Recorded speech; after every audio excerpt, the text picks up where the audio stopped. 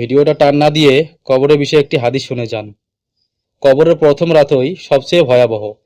পৃথিবীতে মানুষ যতই ধনী হোক, কবরের মাটির নিচে সব শেষ হয়ে যায়।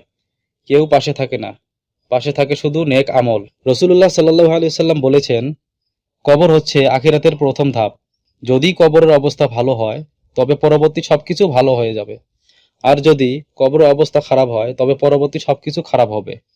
আর আমাদের যুবতী বোনদেরকে বলছি, বোন আমার, টিকটক করে জাতিকে প্যাট পিট দেখিয়ে বেহুশ করতেছ। মনে রেখো, মৃত্যুর পর আপনাকেও কবরে ফেরেশতারা বেহুশ করবে। তাই সময় থাকতে ফিরে আসো আল্লাহর দিকে।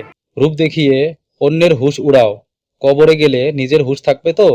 মৃত্যুর পর ধন সম্পদ হবে ওয়ারিসদের, রূহ হবে আজরাইলের, মাংস হবে পোকামাকড়ের, হাড্ডি হবে মাটির।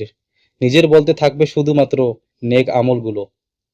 তাই বেশি বেশি করে আমল করুন, আর কবরের আযাব থেকে বাঁচার জন্য সূরা মুলক তেলাওয়াত করুন। আল্লাহ আমাদের সবাইকে হেদায়েত নসিব করুক। সবাই কমেন্টে আমিন লিখুন, আর ভিডিওটা বেশি বেশি করে শেয়ার করে দেন।